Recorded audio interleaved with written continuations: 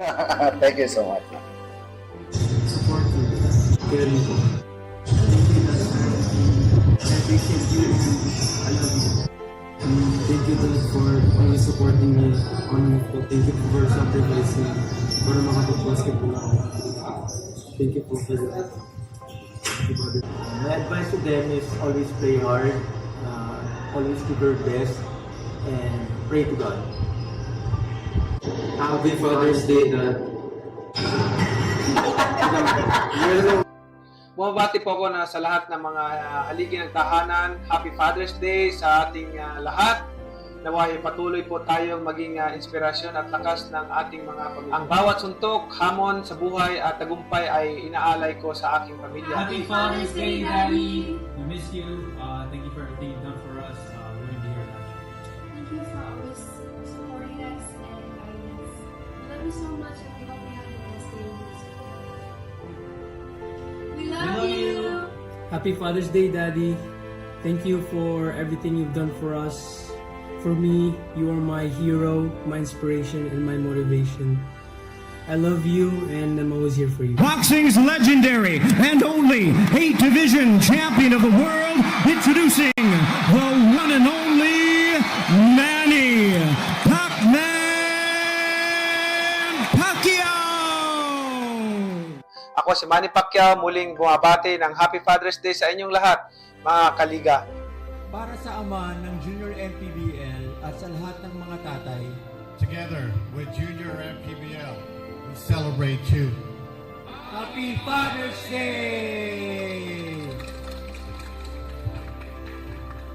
Ito ang Junior MPBL, ang liga ng bawat batang Pilipino. Maraming salamat po sa inyong lahat.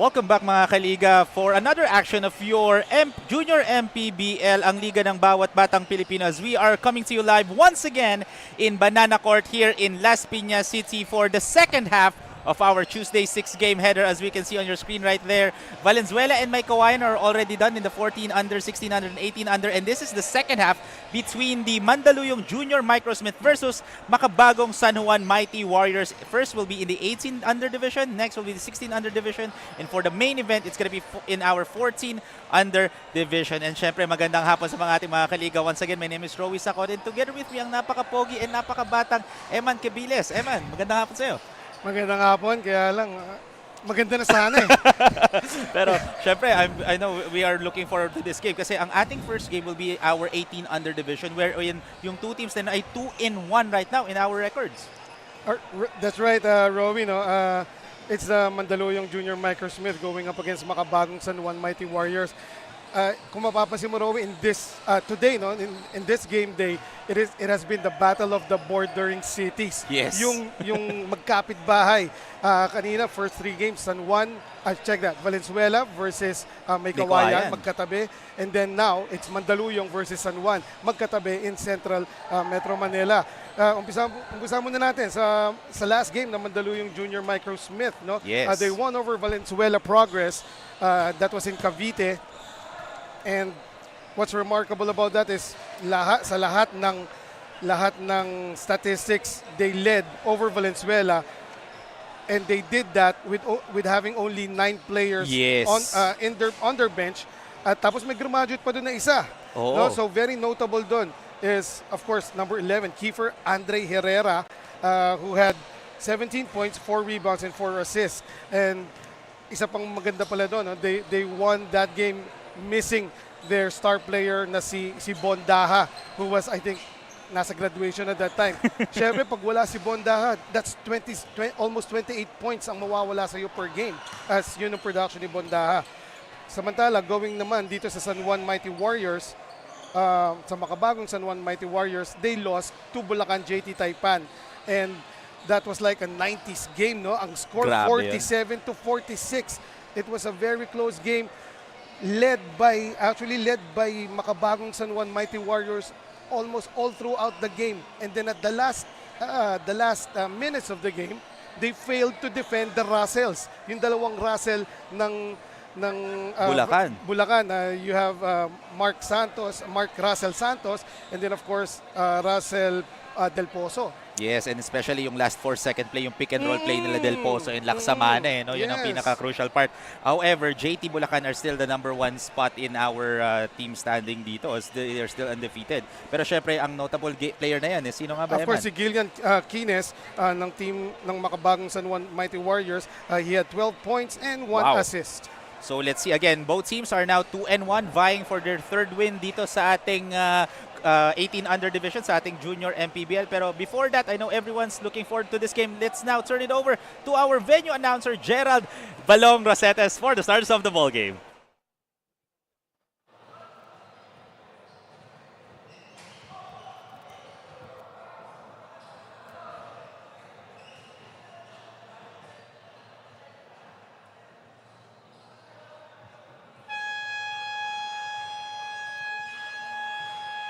Good afternoon, basketball fans of Junior MPBL, and welcome to Banana Court, Las Piñas City.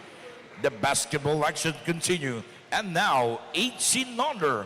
We're live on the official Facebook page and YouTube channel of Manny Pacquiao's Junior MPBL Season 2. Ang liga ng bawat batang Pilipino. It's a battle between Mandaluyong Junior Microsmith versus Makabagong San Juan Mighty Warriors. Let's meet the starters first from your Mandaluyong Junior Microsmith. Guard number 24, Earl Santos. Also at guard number 13, Justin Alduayan. Forward number 19, Sean Antaso. Power forward number 15, Almonte. Center, Panganidan. The head coach of Mandaluyong Junior Microsmith is Coach Yong Ketikisa. Assistant Coach Benji Diswe. Team Manager Mark Herrera. And now, it's time to meet the starters of your Makabagong San Juan Mighty Warriors. Guard number 34, Kevin Progoso. Also at guard number 30, Sean Howe. Forward number 12, Banjo Agbayani. Power forward number 4, Dylan Natividad. Center number 93, Ram Sharma. Head coach of Makabagong San Juan Mighty Warriors 18 under is Coach Brit Roma. Assistant Coach Ricky Alcantara. Team Manager Peter. And that is our Dorite starters for the ball game for San Juan. It's going to be Frogoso, Howe, Agbayani, Natividad, and Sharma. And for Mandaluyong naman, it's going to be Santos, Elduayan, Antazo, Almonte, and Pangan. Once again, my name is Roy Zacote, together with Miss Eman Cabiles and Daphne Cristobal on the sidelines as to covering this game as two teams with a 2-1 standing, vying for their third win and establish dominance here. And of course, yung dominance na yun, Roy, it is very important, especially like we mentioned, yung neighborhood teams, yung magkakatabi. Yan usually ang heated ang rivalry. We've covered there was this one prominent league in Laguna that we've covered, and yung magkatabi, Kalamban, Kabuyaw, they had to have police presence in every game between those teams. So my point is, yun nga, usually ito, San Juan and Mandaluyong magkatabi, laging may rivalry yan. Yes, and especially kasi we're pretty much sure since magkakatabi lang sila, again, cross towns lang sila, there are some leagues na nagkakasama na rin sila. Either, sure tayo, iba magkaka-teammates rin sa iba, minsan dito sa ibang leagues, iba madalas magkakalaban sila. So nakikita na nila yung, nagagamay na nila, nakikita nila yung playing style ng bawat isa eh. As first bucket is an and one already for San Juan. Oh my, that was a thing of beauty right there. That is our pound for pound fitness. Foul counted for Benjo Agbayani right off the bat. Benjo Agbayani, again, if you see your big man running the break, you have to reward him at natagdagan pa yung reward. Pound for pound fitness, foul counted pa. Ito si Benjo. Pound for pound fitness, experience the pound effect. And that's a quick 3-point play kaagad for San Juan. because of that end one play. And what a drive, but great defense by Ram Sharma, the son of LaSalle legend Carlos Sharma, who is present. Right, eto na naman tayo sa mga pag sinasabing LaSalle, may umuubo sa gilid. Hindi. Pause lang talaga. And speaking of, actually for Mandaluyong, they have, or for San Juan rather, they have 3 players who are playing in LaSalle Green Hills. It's Gillian Quines, it's Arlie Podador, and si Ram Sharma. And speaking of Sharma, Carlos Sharma, the one of the former or LaSalle legends, is present right now watching dito sa Banana Court. Right. Hi to the Sharma family and the Al Husseini family. No, they have roots malapit dun sa bahay namin actually. Oh. There's like same street, no, pero different barangay. Oh. In Makati. Yeah. So magkalapit lang talaga, no? Yeah. And, Though mas madalas kong nakikita nun si Rabi Al Husseini before, when I think even before he played for Ateneo. I see. So eto still scoreless pa dito ang Mandaluyong. And out of bounds. And so far, ito last game dito as we take a look at Sean Antazo. Last game for Mandaluyong Microsmith, they won against Valenzuela Classic Junior 66-48. You mentioned already, Eman, they only played 9 players and isa pa doon na foul out. And ang laki nung lamang 18-point win for That's just right. 9 players. That's right. And the effort was extraordinary displayed by the Mandaluyong Junior Microsmith at that time. Tapos, hindi lang yun. Aside from Bondaha not present as he was in his graduation, if I'm not mistaken, a week and a half ago, si Coach Mark Herrera in Cavite City, Montano Hall, parang siya yung nag-coach ng lahat ng 3 teams ng Mandaluyong na nandun.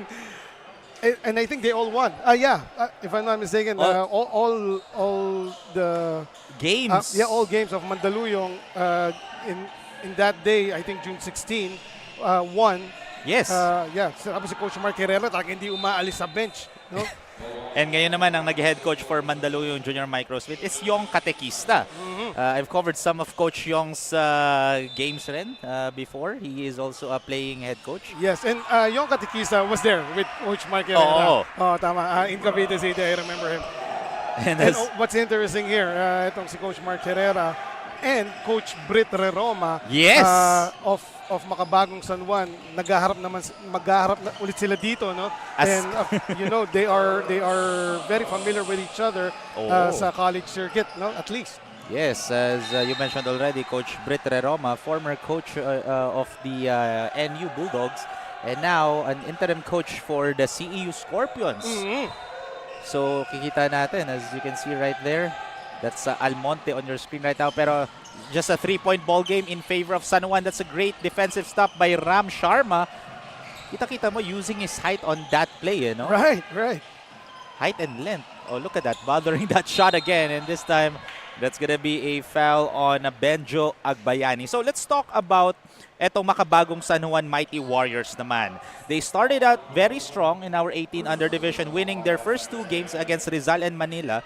However, they lost to JT Bulacan Taipan, the number 1 team in the 18 under division as of the moment, by just 1 point. Yes. And that was such an interesting game, like you said. Parang mid to late 90s na laro as the score was so low, 47-46. No? Yes. And in that game, itong Makabagong San Juan, they led most of the time. And up until that explosion in the fourth quarter by Mark Russell Santos, tapos he had three pointers, no? In that was that fourth quarter or late in the third? I think it was late in the third. Yes, we need to double check. Late in the third, and then after a while, at the start of the fourth quarter, merong borderline unsportsmanlike foul that was called against San Juan's best player, Gillian Quines. Yes. And because of that, it was unsportsmanlike, but I said borderline kasi alam mo yun, it could have been a regular foul, it could have been an unsportsmanlike foul, but referees called it an unspo. So Gillian had to sit down for 3 minutes in the Yes. fourth quarter. And during that time, umarangkada na talaga ng todo Yung itong JT, JT Bulacan. Taipan. Oo, and at the same time, because of that pick and roll play na ginawa nila Del Pozo and Laksaman and Mark Russell Santos with the crucial strip in the last inbound play ng San Juan.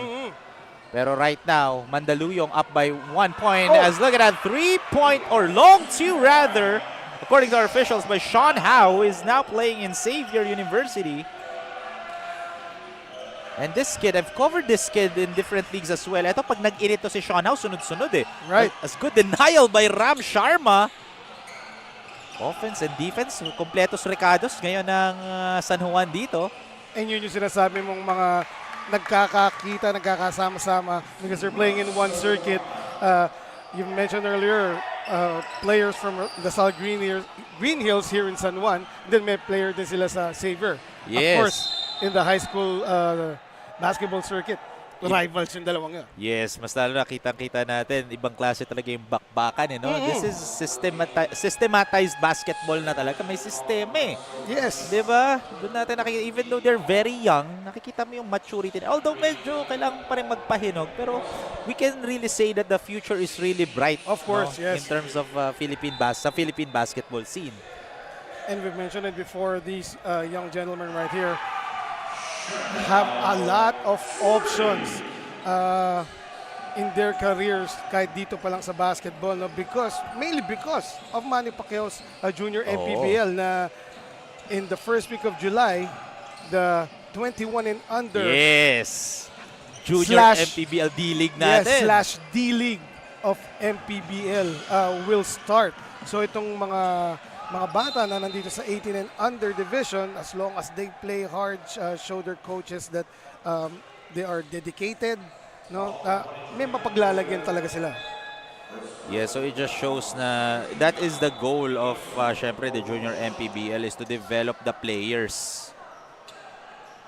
Kasi at a very young age, doon mo mapapahinog yung mga players as Renzo Basti Pangan will go to the line to shoot 2 shots. So, kitang-kita natin dito, Emma, na this is still a tight ball game as that's an air ball for Renzo Basti Pangan. As this is one of the things na kailangang aralin ng mga players natin is the free throw. Especially when it matters the most. And if crucial game free throws ang nagmamatter. That's right.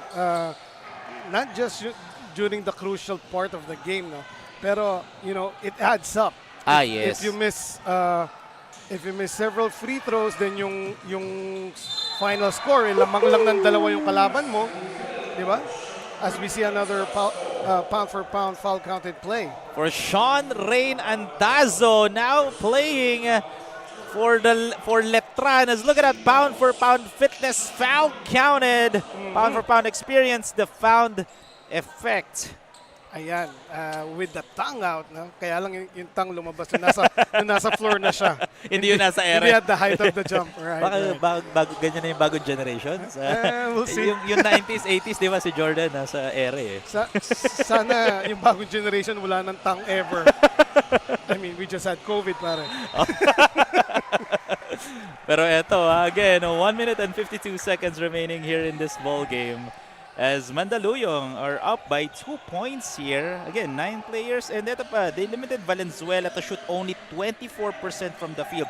They out-rebounded Valenzuela as that's a great shot. Or great drive, rather. Dito para kay Earl Santos. Earl Santos, if I'm not mistaken, he is the player that Coach Yong mentioned earlier that came from US. Imagine, Mandaluyong Junior Microsmith, meron silang player na galing pa sa United States. And why not? Ang dami namang Filipinos sa US. Kaya marami tayong scouts ngayon that are, of course, all over the world looking for players that have Filipino heritage.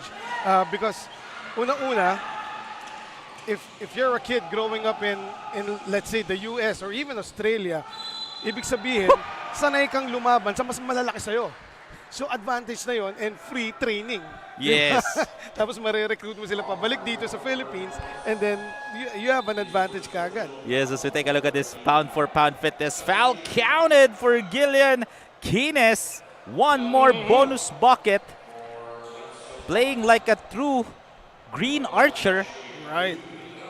Gillian Kines. I heard our colleagues, Coach Mark Dandan, and of course Chief Joel Percon dubbed him as G Smooth. G Smooth. Oh, Yes. smooth yung finish na yan, ha? Sabi nga ni Coach Mark Dandan, parang R&B star nung 90s.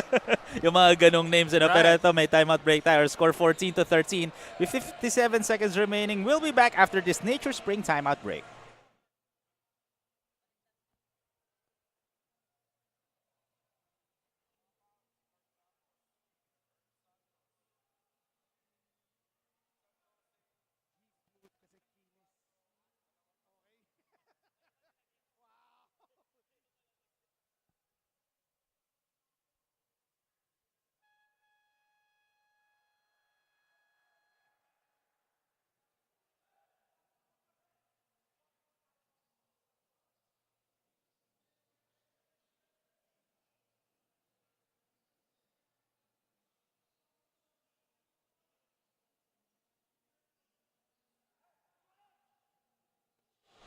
Welcome back mga kaliga. That timeout break was brought to you by Nature Spring, safe and affordable bottled drinking water to Filipinos anytime and anywhere. So 53 seconds remaining here is what a shot for Sean Antazo. That was a tough finish and answering back this time for Randale Mendroso. Grabe, bakbakan kaga dito sa second half ng ating 6-game Tuesday special ng Junior MPBL. I mean, we had barely processed the last shot ng Mandaluyong. Less than 3 seconds, Medroso finds himself open at the underneath the basket, partner, and good job for Makabagong San Juan Mighty Warriors, always finding and rewarding their big man who is positioning himself very efficiently sa court. And very quick actually kasi nakababa ka agad siya. As great defensive stop there for Mandaluyong. San Juan passes it to the right wing, can't get it to fall. Fighting for possession here, 15 seconds remaining here in the first quarter as Ugadan will shoot, but he will go to the line to shoot 2 shots. Good recognition there by Ugadan. First of all, the steal at midcourt, and then finding the path open in the middle, taking it strong and getting at least the foul to get himself at the free throw line. Yes, and now let's see if he can take the lead here with 7.9 seconds remaining. Again, syempre, itong Makabagong San Juan Mighty Warriors, they want to bounce back. They started very strong na in the 18 under division, and however, they lost to the best team. As of the moment, the best kasi they are the #1 team, yung JT Bulacan. So, they want to bounce back again and become the #2 team here sa ating 18 under division. Yun yung parang factor. Right. Na may angas factor na kailangang makuha ng San Juan ngayon. So out of bounds, so ball stays with San Juan with 3.6 seconds remaining in the first. Right now, partner, I'm trying to check if Kiefer Herrera is on their bench. Nope, we haven't seen him here. Yes, one of the notable players dito ng Mandaluyong, as great buzzer beater for Gillian Kines, ending the first quarter with a 2-point lead. I'm talking about San Juan. 18-16 is the score. We'll be back mga kaliga as we take a look at this first quarter highlights. So far, still anybody's ball game. Grabe pa yung bakbakan between these two teams. Again, two neighboring towns going head-to-head. Both teams are in a 2-1 standing, so they want to get their third dub here in this competition. So both teams starting out slow here because, again, very physical game. That's why we're only looking at the 2-point ball game, 18-16. We'll be back mga kaliga after the break.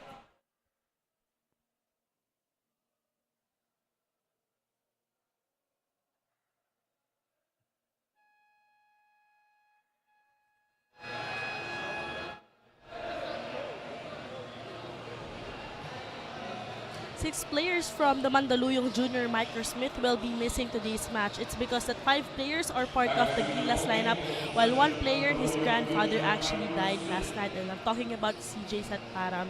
Well, sabi niya nga sa akin, no, ni Coach Yong, that eventually maraming wala sa kanila, but all of these players are ready and pumped up to go up against San Juan. They are unbothered and they will make sure that they will go home with a victory. That's all for now. Back to you guys.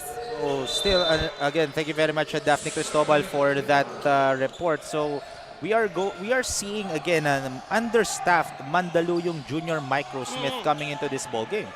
Right. And one thing about the teams that well, as we see, was that a 3? Yes, by Antazo.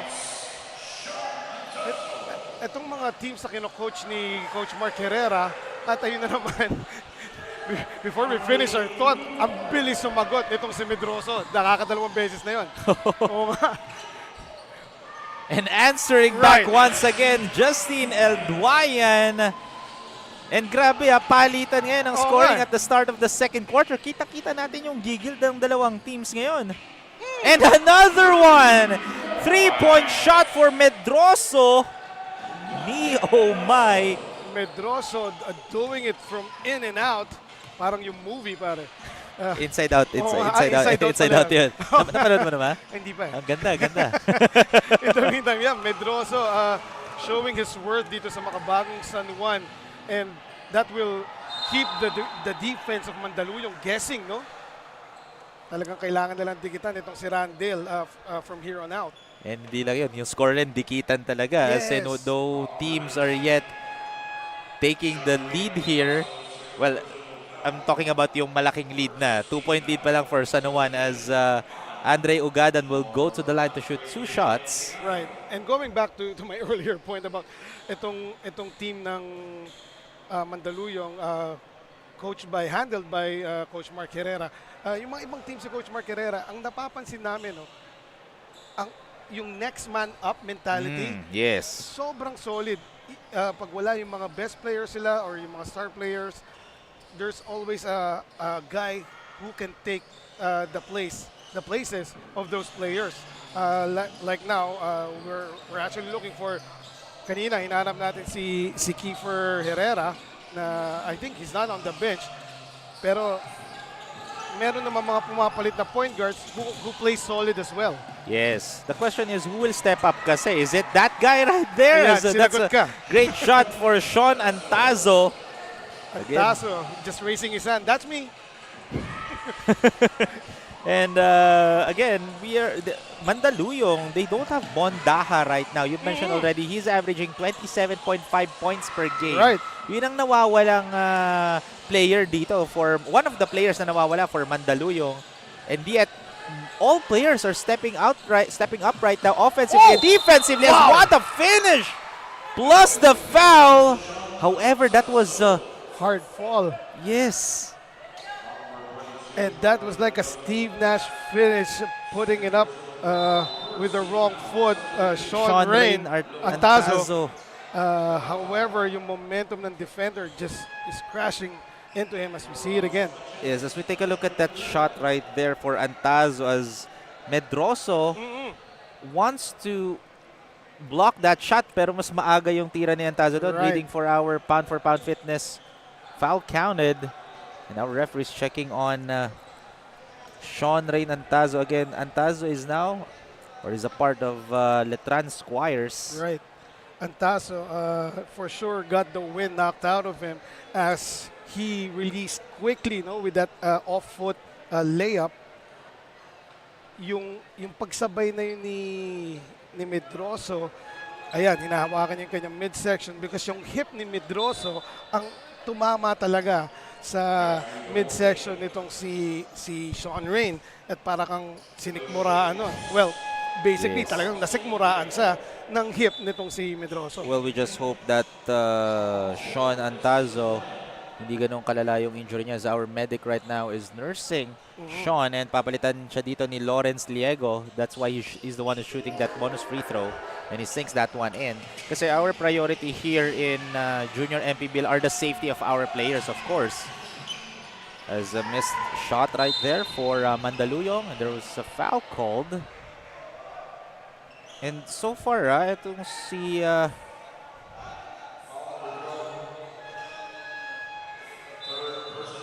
oh, there was a foul. Right. 7 minutes and 30 seconds remaining here in the second quarter. Tatlo lang lamang ng Mandaluyong. Kitang-kita talaga natin yung familiarity ng dalawang teams na to, no? And speaking of familiarity, kaya maraming actually deep itong pool of players of Coach Mark Herrera and company.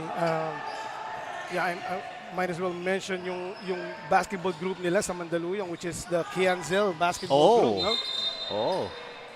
So lots of players there also played for Ama University, if I'm not mistaken. Yes, actually si El Duayan na naglalaro ngayon, he is a part of Ama University's basketball team.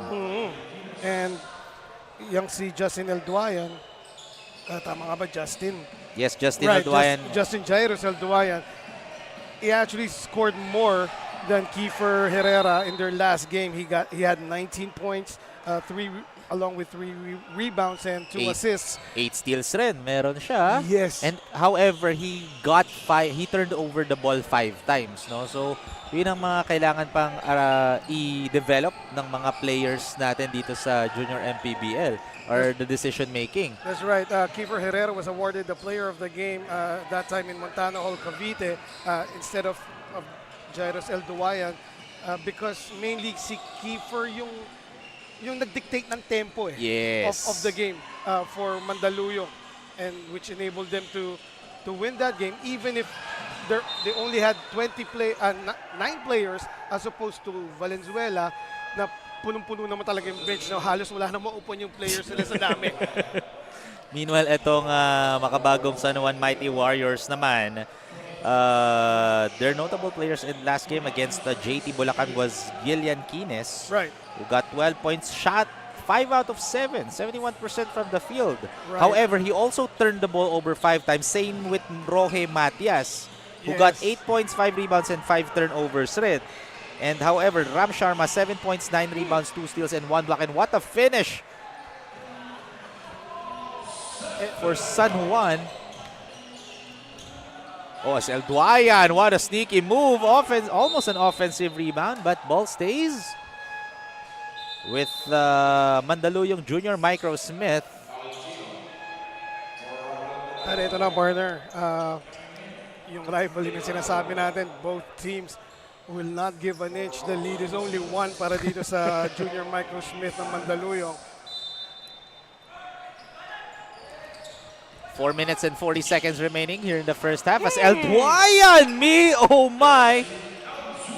That's a tough 2-pointer.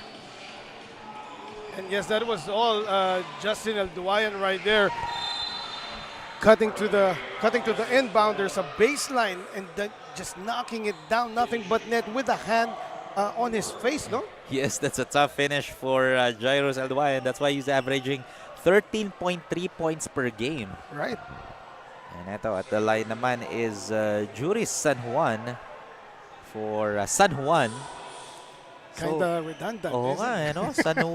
Juris San Juan of San Juan. As we saw a glimpse there of Coach Brett Roma, yes. Always serious as ever.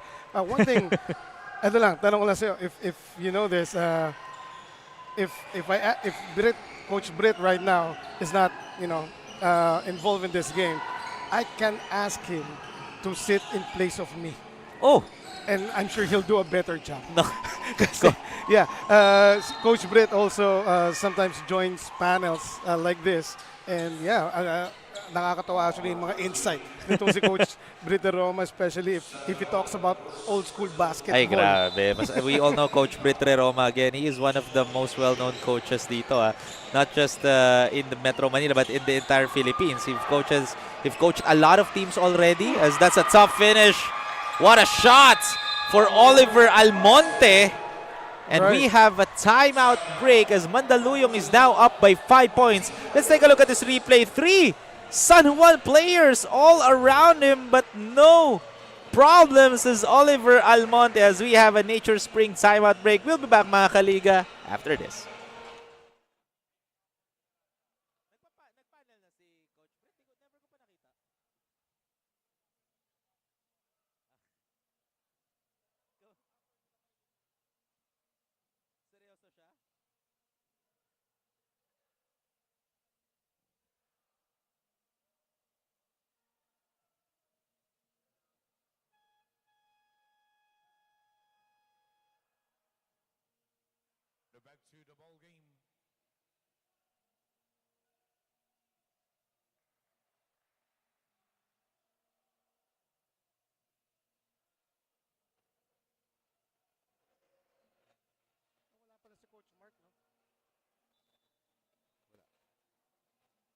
Alam ko siya yung Welcome back mga kaliga. That timeout break was brought to you by Nature Spring. Safe and affordable bottled drinking water to Filipinos anytime and anywhere. 3 minutes and 46 seconds remaining here in the second quarter. Mandaluyong, this is the highest lead right. so far. 5 lang by Mandaluyong.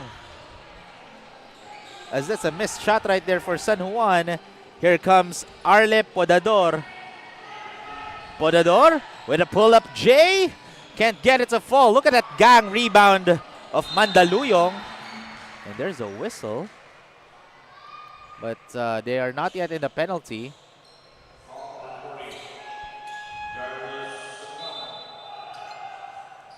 Right now, Randall Medroso has been given a rest by Coach Britt, and back in the game, Solentino. And look at this front line of Makabagong San Juan, so tall. Talking about Tolentino and Andre Lumaking. And we need to take into consideration, mga 18 under tong mga to. Pero kita mo yung height ng mga players. Right. I've seen Ram Sharma even dunking sa iba't ibang mga leagues dito when he's playing in LaSalle Green Hills. So, kita mo nung 18. Naalala ko nung 18 rin ako. Kaya ko yun eh. Okay. Sa 2K. 2K9. NBA 2K9. Pwede naman, diba? Yeah. Pero ito, 8 seconds remaining. 8 seconds to shoot, rather. As what's of me? Oh my! Justin Elduayan. Right. I mean, earlier, he has a block shot against Sean against, Howe. Yes, against Sean Howe by Oliver Almonte. And grabe si Elduayan, yung mga shots niya. And speaking of shots, we are glad na nakabalik kagad dito si Sean Antazo. Like I said, he got the wind knocked out of him earlier and nakahinga na, no? Oh. Pero going back to Justin Jairus Elduayan, earlier he knocked down a baseline J right in front of us. Pa-fade away din yun. At ngayon naman, yung last time naman, doon naman sa right corner, no? Kabilaan daw, para daw balance eh. And it's that smooth lefty release by Justin Jairus Elduayan. As we take a look, Coach Yong Katakista, the head coach of Mandaluyong Junior Microsmith. Ito si Coach Yong. Nakikita ko siya sa social media. Ang dami niya mga post and kumakalat sa social media. Yung mga conditioning programs niya in Marikina. At the same time, pumupunta-punta siya sa iba't ibang parts dito sa Philippines just to train and share basketball sa mga kabataan all around the Philippines. Right. As there was a foul called, so both teams already in their 14th foul. And Ron Matias will go to the line to shoot 2 free throws.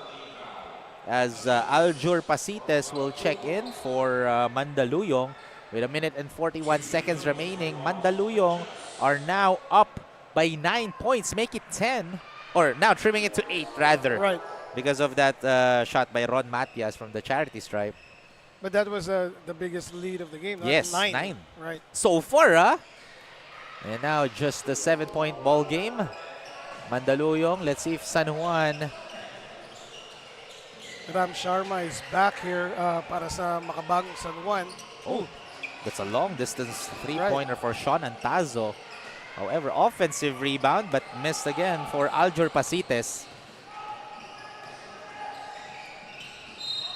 And stepped out of bounds. Etong si Sean Howe. So ball will go to the other way. Sean Howe, actually, his father, Steve Howe, is in the coaching staff right now for San Juan. Very supportive. Grabe, Carlos Sharma is here supporting Ram Sharma. What a great rejection for Ram Sharma, and another block for Ram Sharma. Right. Ram Sharma averaging 1 block. 1.7 block. Yes. Yes, so per almost game. 2 blocks per game. In less than 5 seconds, alagpasan niya kagad yung average na yun. 2 consecutive blocks by Ram Sharma. And for those who don't know, his older sister played in the volleyball, represented the Philippines, Alas Pilipinas. I'm talking about Fifi Sharma, who is also a Lasalista. Oh, really? Oo, grabe Ang saya-saya mo ngayon, Eman. Well, you know. Basta lasal, eh, no? Kami kasi, ano lang kami, mga maroons eh, para. What? Idol ko nga kayo. Ay, idol mo. Yes. Pati Tamaraws rin. So, Of course. maroon na Tamaraws. Yun yung lahi ko, my siguro. mom, yeah. From FAU. Yeah. As 2 free throws dito, si Rohem Matias. So, again, 34-27, still 7 points ang lamang dito as he misses the first free throw. As we take a look, of course, Ren Ritualo is in the building right now. And Peter Nang, part of the coaching staff ng San Juan. Eto, mahilig maglaro to sila Ren Ritualo and Peter Nang ng basketball. Even sila Coach Britre Roma. Right. As we have a timeout break, our score 34-28 with 47 seconds remaining. We'll be back, mga kaliga, after the break.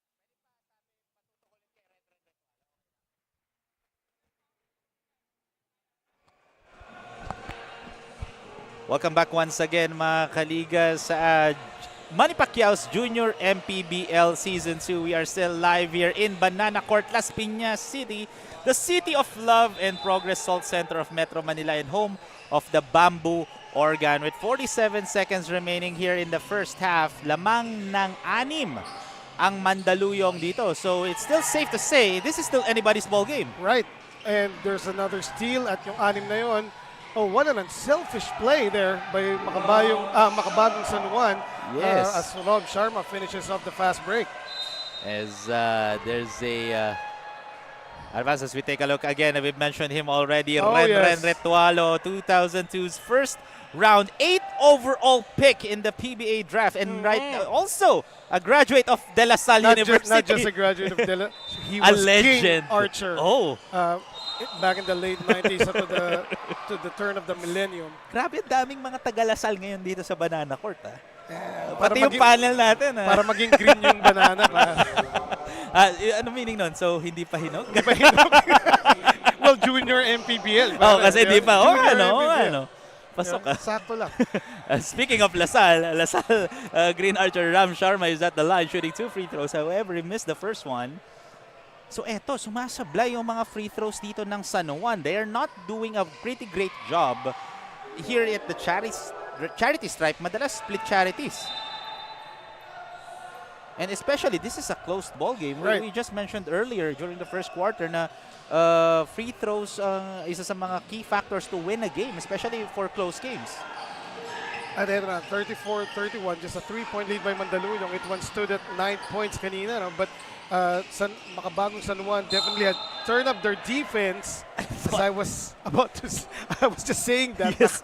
Munti ka na maka-end one si Pangan. Oh, si Renzo Basti Pangan, one of the tall players dito ng Mandaluyong Junior Microsmith, as he'll go to the line to shoot 2 free throws. So both teams are already in the penalty with 10 seconds remaining as he misses the first. Lucky break for San Juan as Renzo missed the first free throw. Let's see if he can go 1 for 2 here to make this a 2-possession ball game. Misses the second. 8 seconds remaining. They still have time though. San Juan. Rohe. That's a 3-point shot. Short. Offensive rebound. That turning garbage into goal for Dillon Natividad, ending the first half just by 1-point lead in favor of Mandaluyong Junior Microsmith. As we take a look at this last shot after that miss, great box out, cleaning the glass for Dillon Natividad. Our score 34-33, just a 1-point lead in favor of Mandaluyong. So mga kaliga, we'll have a halftime break. We'll see you guys after the break.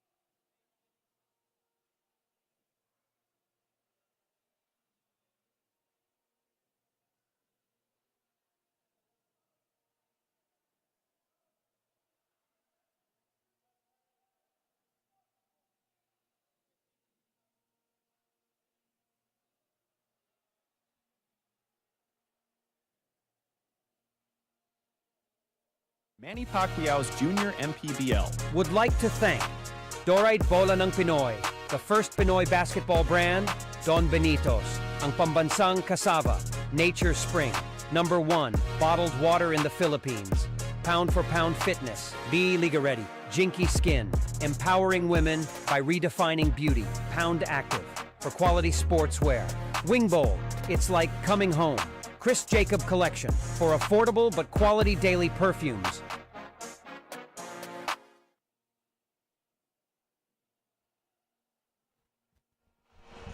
Welcome back mga kaliga to the continuation of Manny Pacquiao's Junior MPBL Season 2. So far, man, what a great game that we have. We're just looking at a 1-point ball game in favor of Mandaluyong. And that's right. As we take a look at some halftime highlights, both teams started out pretty decent. At the end of the first period, the difference in points is just 2, 18-16. Mandaluyong leading by 2, and then because of the heroics of Justin Elduayan, who had 8 points, most of them in the second quarter.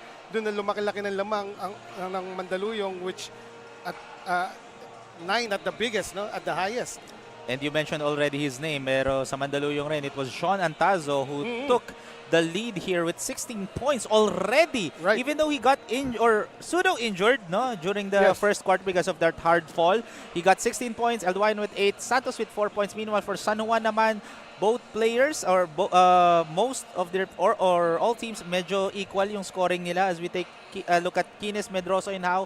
Both got 5 points. It just shows na iba yung rotation ng San Juan where everyone can contribute in terms of scoring. That's right. At ganun din yung Mandaluyong mostly. However, talagang gumagana lang ngayon si Antazo, and of course in support is Justin Elduayan. And you said earlier Antazo got knocked out in the second quarter, pero he was able to come back and then picked up where he left off. Yes, kasi 9 points na ang lamang kanina ng Mandaluyong, but San Juan managed to trim the lead to just 1 point coming into the second half. Pero syempre, meron tayong mga fan of the game natin. As we take a look early, or you will see later, ang ating fan of the game dito sa Banana Court, kasi we are live here in Las Piñas. As we take a look at those, Chris Jacob, fan of the game natin, Chris Jacob Collection, new generation air freshener, room and linen spray is your everyday essential partner in keeping your surroundings feeling fresh, disinfected, and hotel-like. Experience a sense of royalty with Chris Jacob everywhere sprays. That's right. Grabe, kaya pala ang bango-bango dito sa Banana Court eh. Akala ko si Direk Philip yun eh, pati yung buong DND eh. Akala ko sila Direk Jetro or Renato Molanin or sila Sir Alex eh, or sila Pao o sila Josh eh. Yung pala yung Chris Jacob pala yun. Ibig mo sabihin, inamoy mo muna silang lahat? Oo, kaya ako pumasok sa prod room natin. Sabi ko, uy, ang bango dito. Tapos, Chris Jacob pala yun. Pero maraming salamat sa Chris Jacob Collection. And especially yung mga ibang nating sponsors. Jinky Skin, empowering women by redefining beauty, graceful, elegant, and simply Jinky. Don Benitos, Wing Ball, Pound Active, Pound for Pound Fitness, Nature Spring, and Dorite Basketbola ng Pilipino.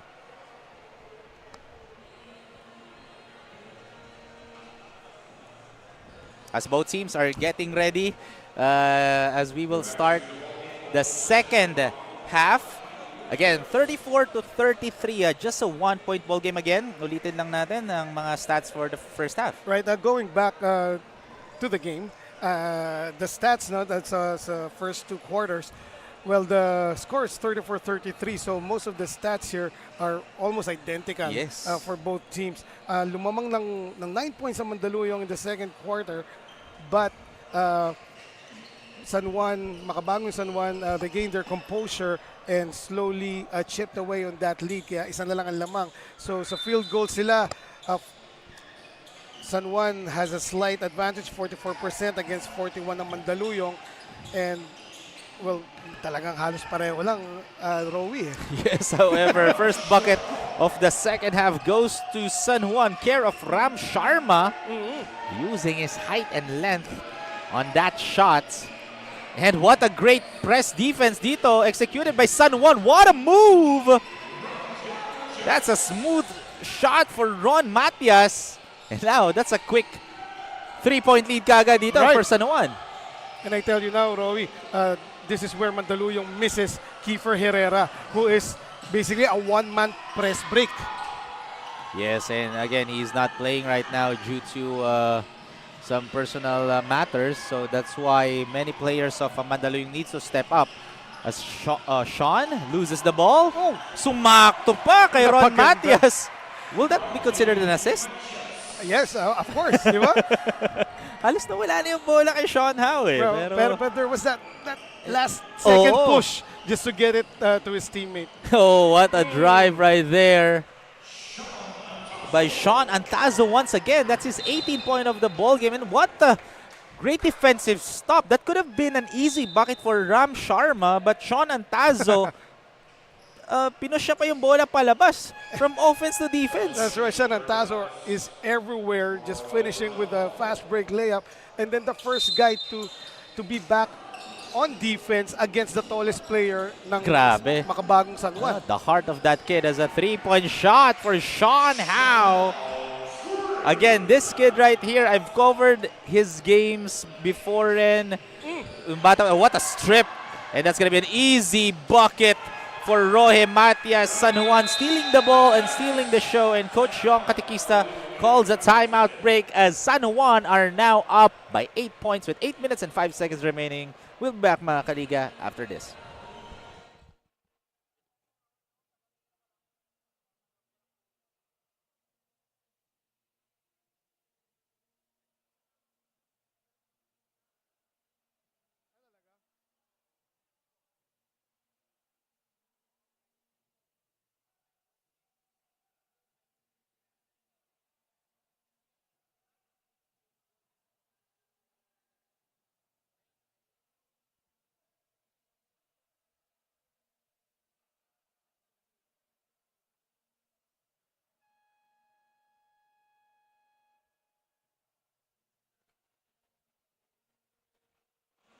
Welcome back, mga kaliga. As we take a look, ang Doride Bola ng Pilipino, the first Pinoy basketball or volleyball brand here in the Philippines. Grabe yung camera angle na yun, Eman, no? Nino. Oh, syempre kay Alex yan. Dapat si Alex yung tinututukan natin ng camera eh. Grabe, no? Kung ako yung may camera ko yun, sa kanya lang nakatutok. Speaking of tutok. Speaking of tutok, sayang yung shot na yun for Mandaluyong. As right now, Sean Howe left wide open from deep. And it's good. Back-to-back threes for Sean Howe.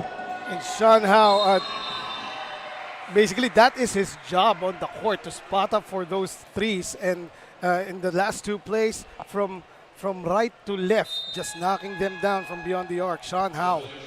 Again, a representative of Xavier University.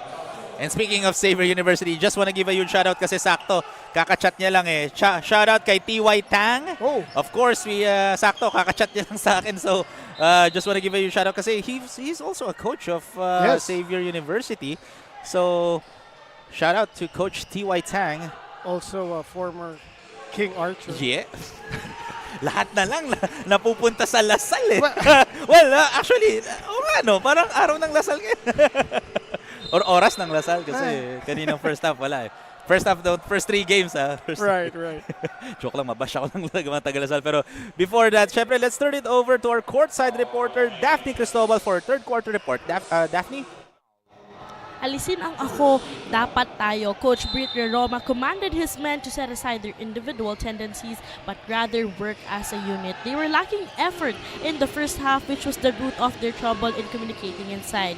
Sabi pa nga, they were out-rebounded, only scoring 14 compared to the 25 produced by Team Mandaluyong, knowing na iilan lang ang players nila ngayon. With a better start here in the third quarter, can those wise words continue and work for them? Back to you guys.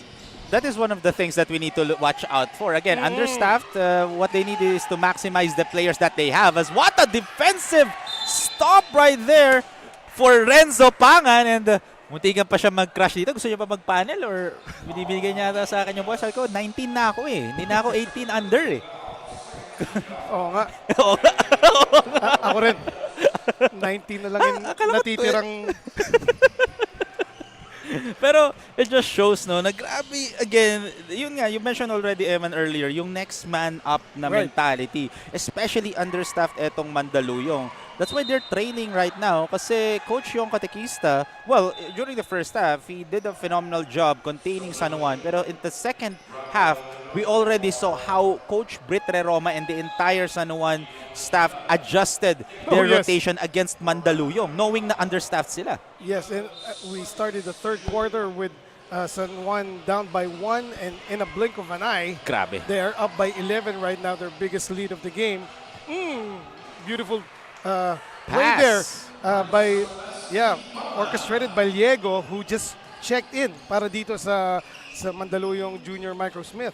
Yes, so far, again, oh, what a pass to Ram Sharma. Right. Credit the dish from Rohe Matias. Grabe yung pasa na yun. Maganda yung assist sa kabila at sinagot kaagad dito naman sa kabilang side din. Yes, no? however, And look at that matchup between Sharma and Pangan, both two long and lean centers. No? However, that kid, Justin Elduayan, syempre hindi siya pwedeng tanggalin sa equation in terms of scoring. With that floater over Ram Sharma. Oh, that's a wide open 3. Extra pass. Ram kicks it out, but turns the ball over. Ball goes to the white jerseys. So two-man substitution here as Frogoso and Andre Ugadan will be checking in. Frogoso, already I remember that he is also one of the players that Coach Mark Herrera coached in different teams before. So yun nga yung pag-usapan natin kanina. 2 crosstown rivals here sa 18 under natin. So there are some players na magka-teammates dati or sa ibang leagues etong between Mandaluyong and San Juan na ngayon magkalaban ngayon dito sa Junior MPBL. That time, Justin Alduayan missing that straightaway 3. Pero you know what's missing right now, partner, no? In Mandaluyong's game, as opposed to their last game in Cavite City, is that defensive intensity. Yun lang ang napansin ko. Yes. Their defensive intensity, well, their defense against Valenzuela last time, parang buong game full court press sila eh. And they never let up on defense, even if they just use 9 players. Yes, and you mentioned defense, no? They limited Valenzuela to shoot only 24%. Imagine, 24% lang for Valenzuela, even though 16 players ang naglalaro sa Valenzuela and 9 lang si Mandaluyong. Imagine mo, they limited it to just 24. And they never stop running on both ends of the floor itong Mandaluyong Junior Microsmith during that game in Montana Hall, Cavite City. Ngayon, parang the energy is parang kalahati pa lang eh, partner. Oo. And yun ang kailangan natin tignan. Although we still have 13 minutes of basketball action here between Mandaluyong and San Juan in the 18 under division, marami pang pwede mangyari. Let's look at that battle for possession, their offensive rebound as Ugadan, miscommunication right there. So ball goes to Mandaluyong. Well, before that turnover, Pangan once again, Basti Pangan doing a good job closing out on the three-point shooter, talagang raising both long arms up, no, for San Juan to miss the three-point shot. And so far, offensive rebound on the other end naman for Mandaluyong. Look at that, muscling his way in. Etong si Renzo Pangan. Ayun. Ball went out of bounds. Pinapasahan na naman tayo, guys. 19 na ako. Hindi na ako 18 under. Papasok na ako. Papasok na. Nakaready na yung jersey ko eh. And in the last play, that conversion partner nitong si Renzo Basti Pangan, pahabaan sila. So try to reach me and meet me at the top. However, kaya Pangan proved na mas mahaba yung mga galamay niya kaysa sa defender. Parang kung sa NBA, parang Wemby and Chet Holmgren yun. Exactly. Yung labanan sa paint eh. Yung right now, it's not Ram Sharma as he was replaced by Medroso, pero Medroso also long and lean number 5, no? Para sa Makabagong San Juan. And look at that, another wide open 3, rattles in and out, can't get it to fall, but still offensive rebound for San Juan. And finally, a 3-point shot for Mags Gonzalez. Right. that three-point shot was made possible basically by the offensive rebound nitong si Andre Ugadan, who is such a good complement playing alongside Medroso, no? Yes, and etong San Juan, they are a three-point trigger happy team. They love to shoot the three, and most of the time they're getting offensive rebounds. As Almonte was able to steal the ball, as Almonte was able to seal the show with that steal and the bucket for Almonte. But again, Mandaluyong Junior Microsmith with 48 seconds remaining, they can't afford to trade buckets with San Juan. As Almonte once again, Oliver, great defense for San Juan. Yeah, good job by San Juan to get back on defense but not on the three-point coverage. Yes, they were too focused defending the paint or perimeter that time, leaving Sean Antazo wide open for that easy three-pointer. Just a 4-point ball game. Right. 10 seconds to shoot here for San Juan. And that's going to be traveling. Ugadan. So, turnover for San Juan with 11 seconds remaining. Mandaluyong still has time to trim the lead to end the third quarter. Sean Antazo, not really a factor here in the third quarter up until the last 10 seconds, no? When he just knocked down that last three. And ito, last possession. With 2.5 seconds remaining here in the third quarter, ball stays with Mandaluyong Junior Smith. So let's see if anong play nila dito. They can go for a three to end the third quarter with a 1-point ball game or get a 2-pointer. El Duayan, and again beating the buzzer. Justin Jairus El Duayan once again with a tough catch and shoot.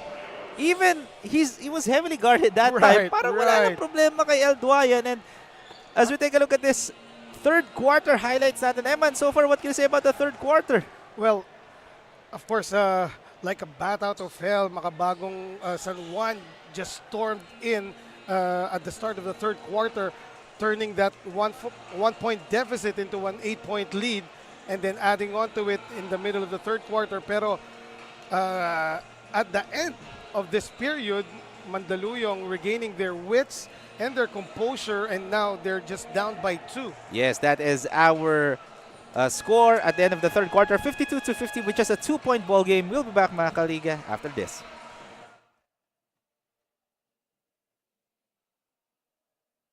Back to the ball game.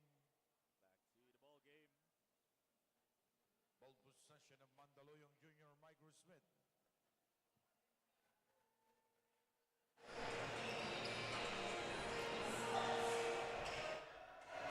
Welcome back, mga kaliga. Last 10 minutes of action here between Mandaluyong Junior Microsmith versus Makabagong San Juan Mighty Warriors. Who will take home the glory and get their third win in this tournament? As that question will be answered in less than 10 minutes of basketball action. However, San Juan are up by 2 points, and what a finish, or what a shot, but great defense for Mandaluyong that time. And another offensive rebound. Ram draws a foul and then go to the line to shoot 2 free throws. I believe that's going to be a foul on Kurt Ramos. Great job of on bothering the shots, talking about the defense of Mandaluyong Junior Microsmith. But however, poor boxing out as they allowed San Juan to get 3 offensive rebounds, ending on that last attempt by Ram Sharma.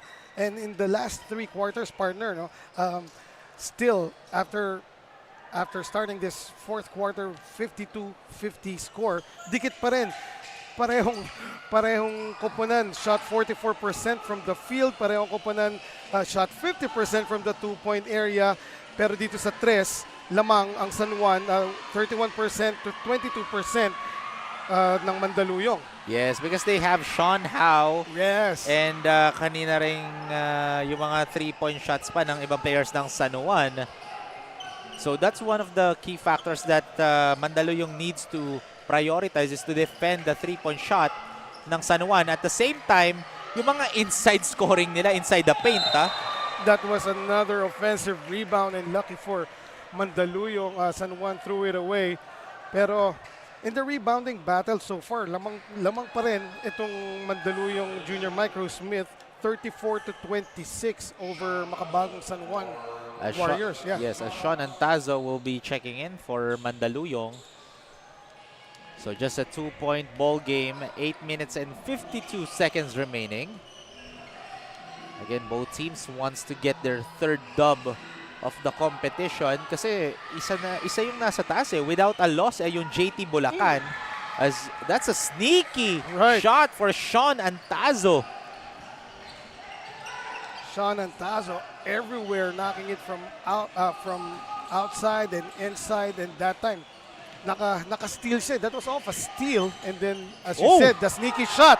And look at that, Almonte, the back and the flex, partner. Yes, kitang-kita natin yung gigil ni Almonte. And from defense to offense for Mandaluyong Junior Microsmith as Ram Sharma. I thought he's gonna dunk that one in. But that was a easy lefty layup. Good finish by Sharma. 2 points din naman yun. Inilapag niya na lang Right. Pero he could dunk it na rin to make a statement. And again, ang Makabagong San Juan, partner, rewarding their big men running the floor.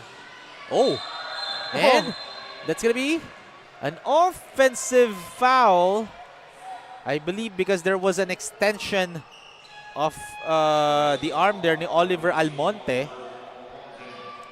As we take a look at this replay right here, ayun nga, yung left arm ni Oliver Almonte against Ram Sharma.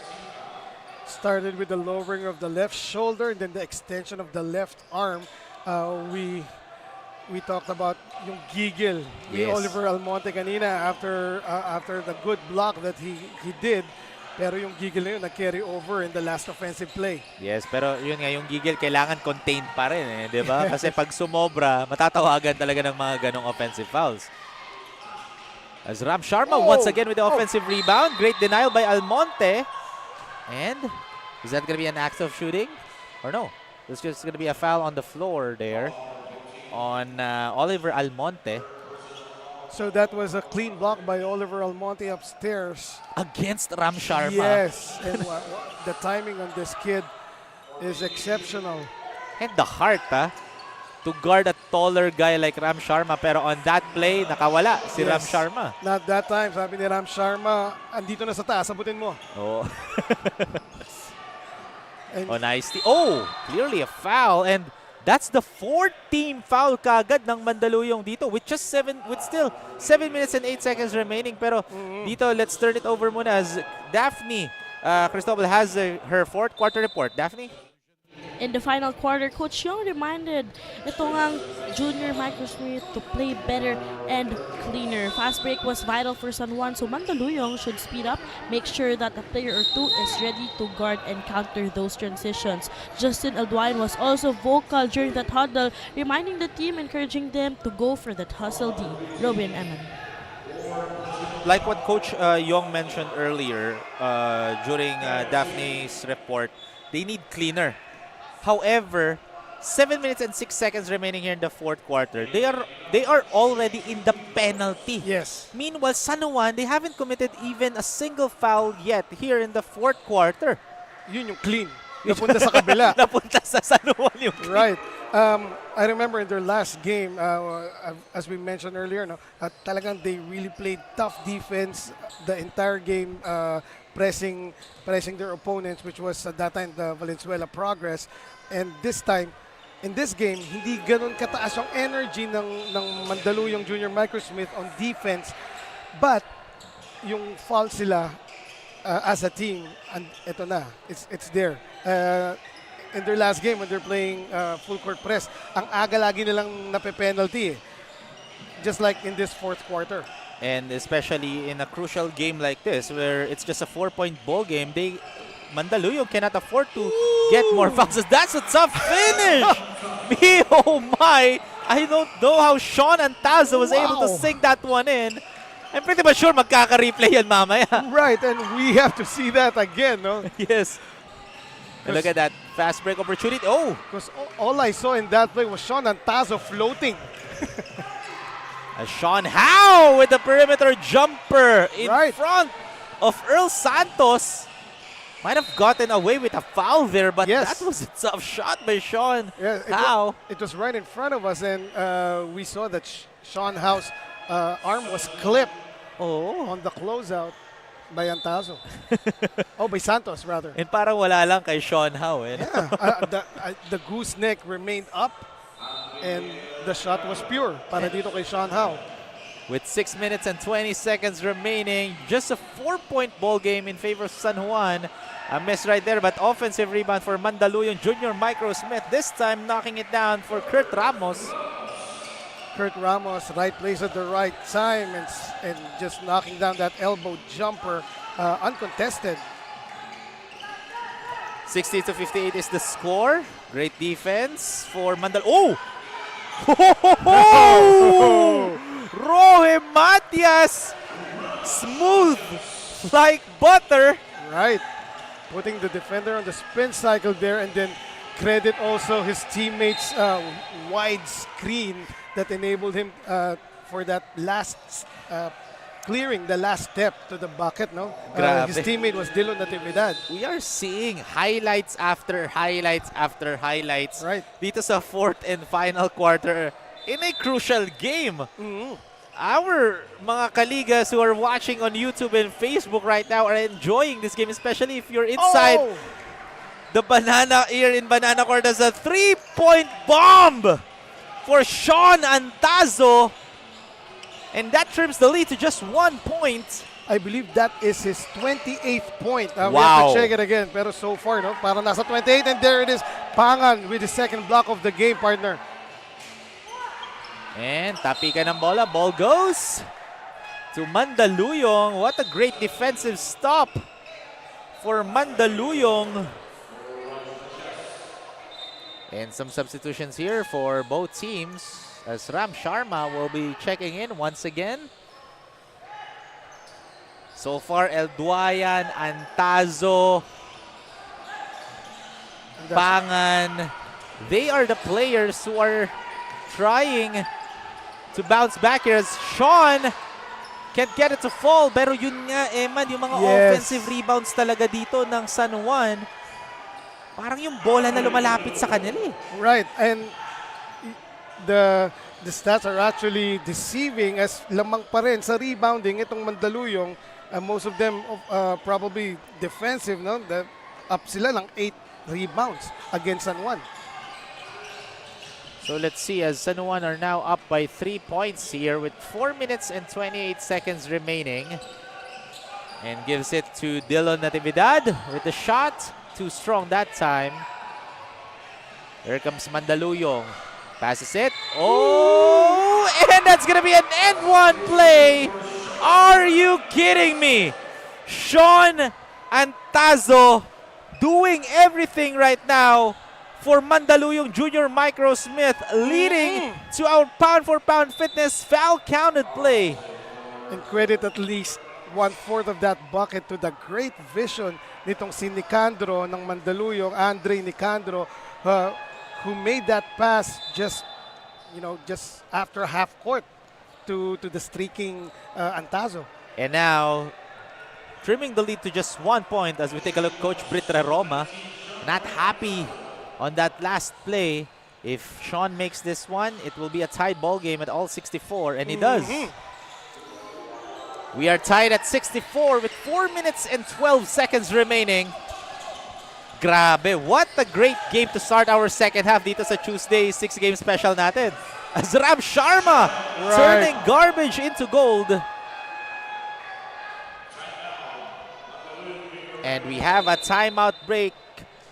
Care of Mandaluyong Junior Microsmith with 4 minutes and 3 seconds remaining as we take a look at this replay right here. After that miss, Ram Sharma, again, no box out. Yes. For Mandaluyong, leading Ram for that easy bucket. And we have a timeout break. We'll be back, mga kaliga, after this.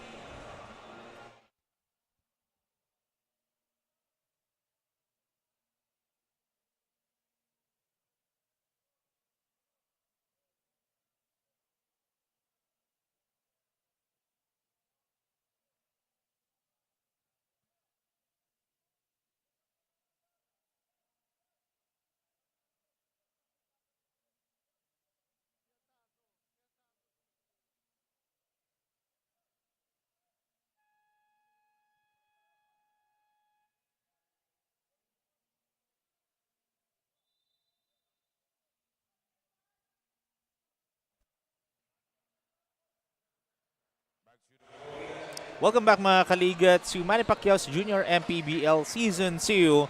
What a great game that we have right now between Mandaluyong and San Juan with just a 2-point ball game in favor of San Juan with 4 minutes and 3 seconds remaining. So it's safe to say na mahaba-haba pa ang ball game natin. Marami pang pwedeng mangyari man. Right. Kanina yung colleagues natin na si Jaime Mendijar and si Noy Africa.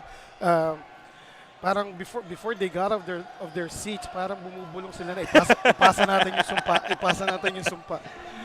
Well, kung ganito naman kaganda yung laro, di ba? Why not? Di ba? Grabe yung bakbakan. Anyway, yung last offensive rebound ni Sharma was actually the 19th offensive rebound ng Makabagong San Juan. And they are tied with Mandaluyong. Both teams with 19 offensive rebounds. However, itong mga offensive rebounds sa San Juan seem to be coming at the right time in this game. Yes, because most of their offensive rebounds, they are converting it into points. Right. No? That's why they are up by 2 points here. So, let's see. That's why actually medyo nagulat nga rin talaga ako sa stats na same lang pala sila ng offensive rebounds. That's right. Kasi the way that we are watching the game, parang yung bola na pumupunta lagi sa San Juan. Pero yung pala, tied rin pala sila sa Mandaluyong. Right. Pero yun nga, stats don't lie, ika nga. Pero still, 3 minutes and 34 seconds remaining. So nasa penalty ng Mandaluyong. San Juan still has 1 foul to give. Oh! What a move! What a defensive stop, forcing that travel against Antazo. And right now, Antazo should recognize that the defense will collapse on him. He now has 31 points to his name. So sino ba talaga ang number 1 priority na babantayan ng San Juan? Meanwhile, lucky break for Mandaluyong as that's a wide open miss for San Juan. Oh, using the board there for Justin Elduayan. You know what's special there, partner? He finished with the right hand. Itong lefty na si Elduayan. Oh, sayang yung pasa ni Ram kay Gilan. Right. That was a case of G Smooth looking at the ring without securing the ball first, partner. Yes. 2 LaSalle players. However, miscue nga lang. And let's see how Mandaluyong will respond. As we've said, the defense will definitely collapse on Antazo. Pero of course, they have another weapon, Elduayan, and that guy right there who earlier knocked down a jumper, Kurt Ramos. And let's see, as meanwhile for San Juan, oh, there was a foul call. Officials blew their whistles late, but again, he had a better angle. That's why he blew his whistle. So I believe that's going to be a foul on Kurt Ramos. And that's in the act of shooting. However, penalty naman talaga ng Mandaluyong dito. So 2 free throws talaga dito for Gillian Quines. Partner, that was like deja vu in the last game nitong Makabagong San Juan versus Valenzuela. Ay, JT Bulacan. Yes. Bulacan. The go-ahead basket, the supposed go-ahead basket ng Makabagong San Juan was off a cut nitong si Gillian Quines na parang ganun lang. However, na-shoot niya yung cut na yun yung basket na yun. Yung crucial basket na yun for Makabagong San Juan sana. As Gillian Quines sings in the first, as we take a look, Coach Britre Roma on your screens right now. Again, congratulations being the newly head coach of the CEU Scorpions. And he converts the 2 free throws for Gillian Quines. 2 minutes and 27 seconds remaining. Still anybody's ball game. Kaya what a great game that we have to open our second half of our Tuesday special. Oh my goodness, I thought it's gonna go in. Pero still, a highlight play pa rin for Arle Podador. Right. Grabe yung drive. If that shot got in, that's a quick TikTok highlight. Pero perfect timing, perfect place at the perfect time for Arle Podador to sink that one in. It was able to draw a foul, and let's see if he can convert that 3-point opportunity. Again, on the rebounds department, it is a tight game between these two in terms of battle for the boards, no? Pero it seems na itong mga offensive rebound ng San Juan are really coming in the right time para sa kanila. Yun nga eh. Kasi nako-convert talaga nila eh. Right. As we are now down in the twilight zone, last 2 minutes of the ball game. So San Juan enjoying a 4-point lead right now. I don't think that a contested 3 is what Mandaluyong needs or even looking for during that offensive play.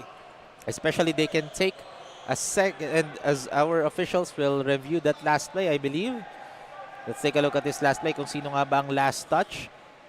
Oh, mukhang last touch itong si Rohe Matias. That's close. Pero again, still too close. And ball stays. Right. With Mandaluyong as we take a look at this replay. Kasi tinapik ni Rohe Matias palabas eh. From behind. Right. From behind the question is, kung dumaan ba sa fingers nitong si Oliver Almonte. It seems that the call stays. Yes. Mandaluyong ball.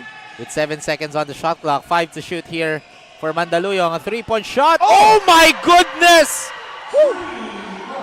Sean Antazo remembered the name. What a performance for this kid right here. Sean Rain Antazo reigning in this game for Mandaluyong. However, look at the defensive hustle for Sean. Last touch for Mandaluyong, but again, from offense to defense, etong si Sean Antazo doing everything right now for Mandaluyong. And yeah, Jay's move was in between two afros at that time. And for Makabayang San Juan, if you have two defenders on you at this point of the game, you really have to look for your teammates and move the ball quicker through the pass, just like that. Again, just like that. In street basketball, that's what we call knockout play. Grabe. And San Juan are doing a phenomenal job making those knockout plays. Right, and coming out of nowhere for the bucket, Dillon Natividad. As El Duayan answering back. What a game that we have right now. Trading buckets for these two teams. It is now interesting for Justin El Duayan to step up here as we know that everybody's really trying to defend Antazo. So it is time to step up.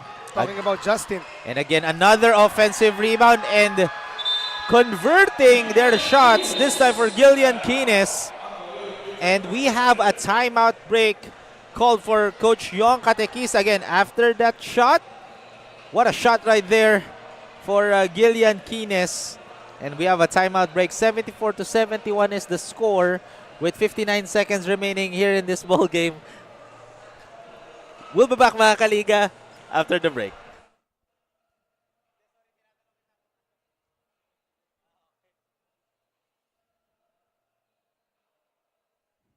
Magano tayo mag-extend tayo usually pag tipong 1 or 2 possessions na lang. Ito may 3 pa to. Pwede pang 3 yan.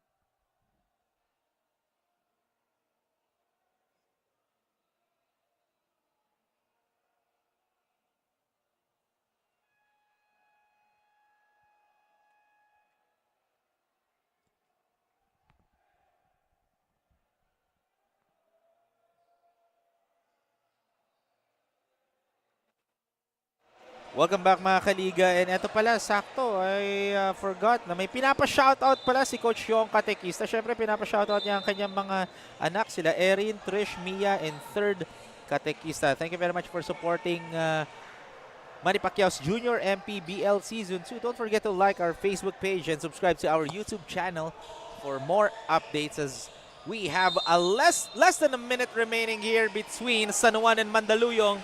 As San Juan is enjoying a 3-point ball game and ball stays with Mandaluyong. However, they will replay that last play as I believe that's gonna be a as Coach Brit Reromas was not happy on that call initially by the officials. So let's see if babaguhin ba ng officials natin ang last call. As we take a look at this replay, sino nga ba ang last touch? Oh, that's a tough call. That's a tough call right there. So sino nga ba ang last touch? Yun ang tinitignan ng ating mga officials. Right. Personally, from our vantage point, wala tayong angle, partner. Oo.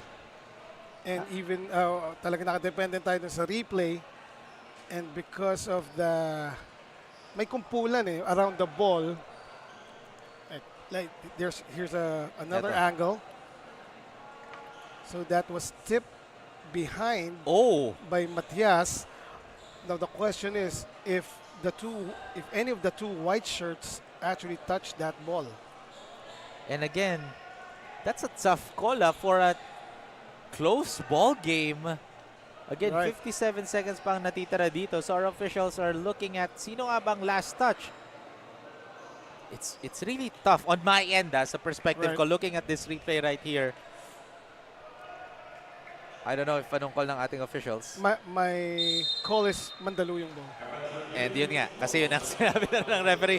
So ball possession stays with Mandaluyong with 13 seconds on the shot clock as El Duayan and Gillian Kines exchanging some friendly words. Nagtatawanan pa sila doon. Thing is, after the tap by Rohim Matias, the path of the ball didn't change even though two white shirts crowded around it. So they just protected yung last touch na yun. So eto, 5 seconds remaining here. El Duayan asking for a screen. 2 seconds. 1 second. And that's going to be a shot clock violation. That basket will not count.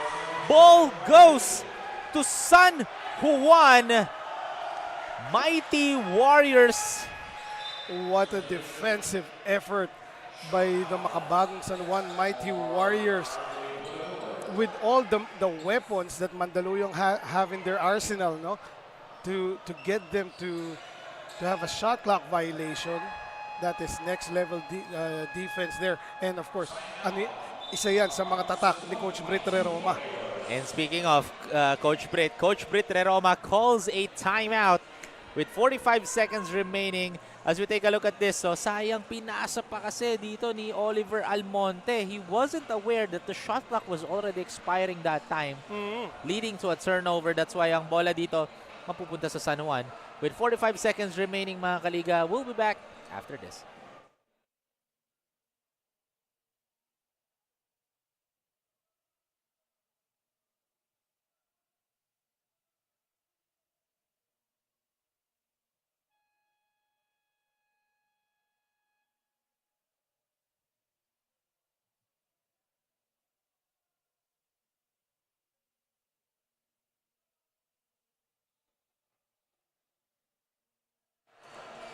Welcome back mga kaliga to Manny Pacquiao's Junior MPBL Season 2. San Juan versus Mandaluyong looking for their third win here in the tournament. With 45 seconds remaining, tatlo ang lamang ng San Juan dito. What a great game that we have in our first game of our second half sa ating 6-game Tuesday special ng Junior MPBL, man. That's right. The two neighboring cities, San Juan and Mandaluyong, not letting up. Yung sabi ko sa iyo, yung mga magkakatabi, mas matitindi yung rivalry niyan Like San Juan Mandaluyong, Makati Taguig, probably Quezon City and ano ba malapit sa ang laki ng Quezon City, parang walang katapat. Lahat katapatan. Pero ito, 14 seconds on the shot clock here. Kines looking, 8 seconds to shoot, pulls up, and it goes in for Gillian Kines. What a time to come alive para dito kay G Smooth. He has been quiet most of the game, pero in the fourth quarter, partner, yan, G Smooth.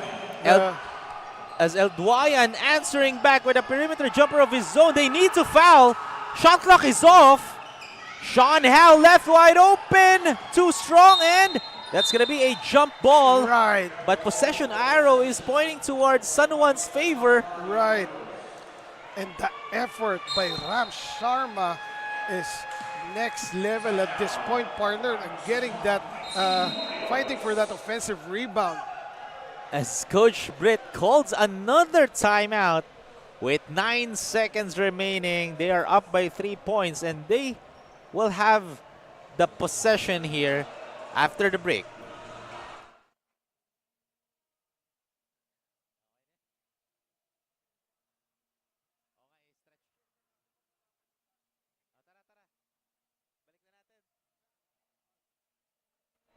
Welcome back mga kaliga. So 76-73 is the score. Just a 3-point ball game, man. That's right, and right now the options for Mandaluyong, they are down by 3 points. Well, they have to foul if they can't get the steal. Of course, they're going to try to get the steal first off the inbound by Makabagong San Juan. But if they can't get the steal, they have to foul right away. Yes. And just keep playing the foul game till the buzzer sounds. But we'll see for Makabagong San Juan naman, they're inbounding at the baseline. So expect G's move to go through screens and get the ball. Let's see.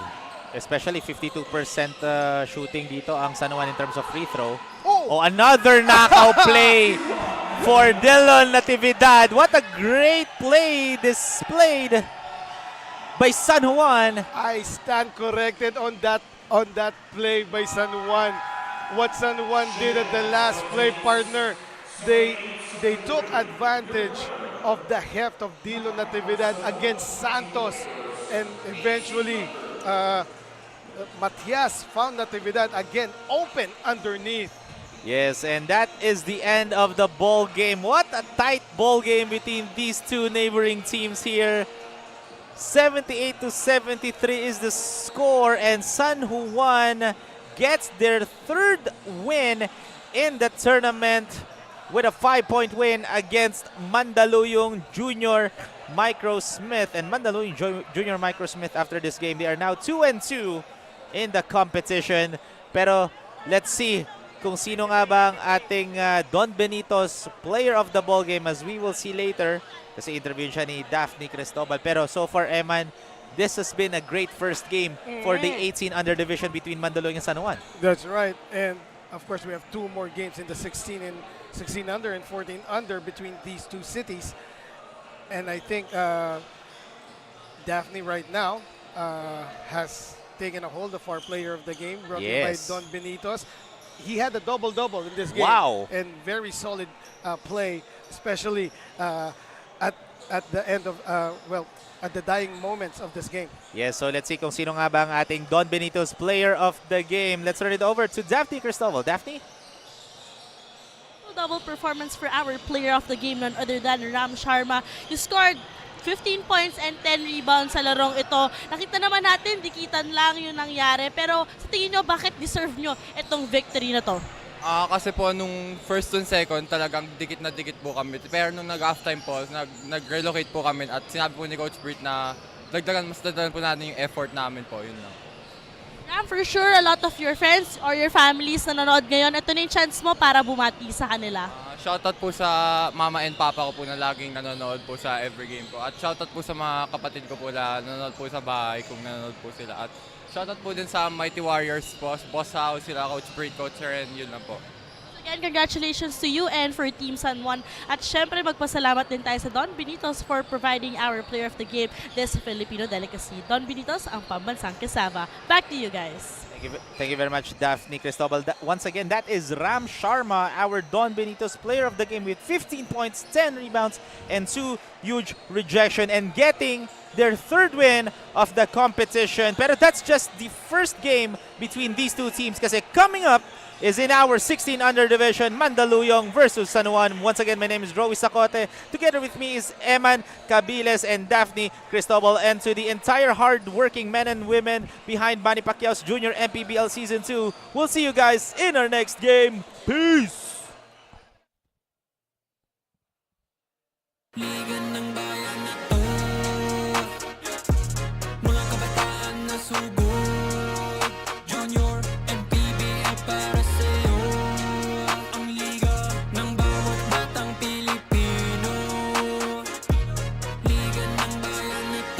Manny Pacquiao's Junior MPBL would like to thank Dorite Bola ng Pinoy, the first Pinoy basketball brand, Don Benitos, ang pambansang cassava, Nature Spring, #1 bottled water in the Philippines, Pound for Pound Fitness, Be Liga Ready, Jinky Skin, empowering women by redefining beauty, Pound Active, for quality sportswear, Wing Bowl, it's like coming home, Chris Jacob Collection, for affordable but quality daily perfumes,